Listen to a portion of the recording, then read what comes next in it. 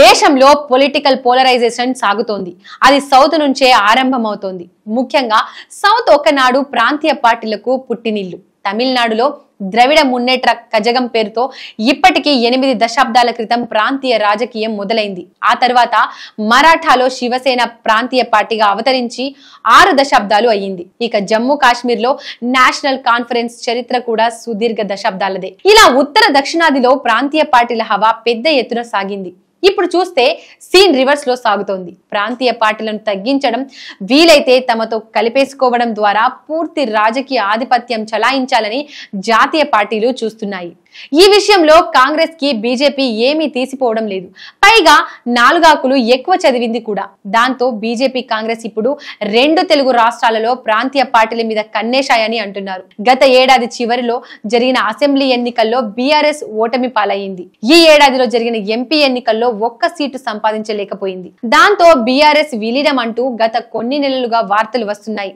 మేం విలీనం కాము మొర్రో అని ఆ పార్టీ నేతలు మొత్తుకుంటున్నా ఆ వార్తలు ఆగడం లేదు. కాంగ్రెస్ లో బీఆర్ఎస్ విలీనమని బీజేపీ వారు అంటుంటే, లేదు బీజేపీలోనే బీఆర్ఎస్ విలీనమని కాంగ్రెస్ పెద్దలు గట్టిగా బల్లగుద్ది మరీ చెబుతున్నారు. ఇంతకీ బీఆర్ఎస్ విలీనం ఏ పార్టీతో అన్న డౌట్లు అయితే తెలంగాణ జనాలలో వస్తున్నాయి. మొత్తానికి బీఆర్ఎస్ ని విలీనం పేరుతో రాజకీయంగా ఇబ్బంది పెట్టేస్తున్నారు. ఇప్పుడు ఏపీలో కూడా వైసీపీకి ఇదే రకమైన పరిస్థితి కూడా ఉంది అంటున్నారు.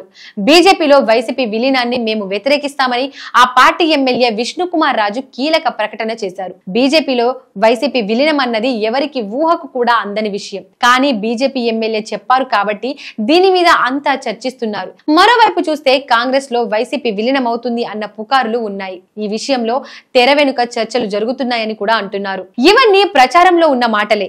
అయితే వీటిలో నిజం ఎంత ఉన్నది తెలియకపోయినా ఈ ప్రచారంతో వైసీపీతో పాటు ఏపీ ప్రజలలో వివిధ రాజకీయ పార్టీలలో చర్చ సాగుతోంది.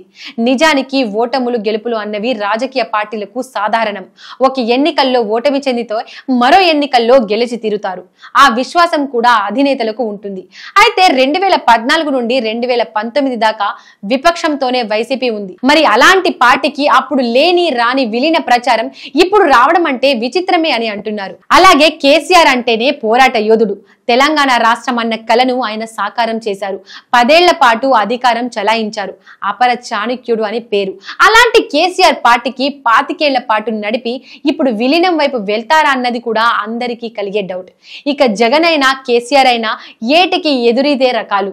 పట్టుదలకు మారుపేరుగా చెబుతారు. ఏమైనా కానీ తమ నిర్ణయాలను మార్చుకోకుండా ముందుకు సాగే తెగింపు ఉన్న నేతలు. బీఆర్ఎస్ లో కేటీఆర్, హరీష్ రావు కీలక నేతలుగా కేసీఆర్ కి బాసటగా ఉన్నారు. వైసీపీలో జగన్ ఇంకా యువ నాయకుడుగానే ఉన్నారు. మరింత కాలం పాటు రాజకీయం చేసే నేర్పు ఓర్పు ఆయనకు ఉన్నాయి. అయినా ఈ విలీనాల ప్రచారం దేనికి అంటే జాతీయ పార్టీలు బలోపేతం కావడం కోసం ప్రాంతీయ పార్టీలను మింగేయాలని చూస్తున్నాయా అన్న ప్రచారం కూడా ఉంది. చూడాలి మరి ఈ ప్రచారాలే నిజమవుతాయా లేక పార్టీల ఆలోచనలు ఏ కొత్త రూపు తీసుకుంటాయన్నది.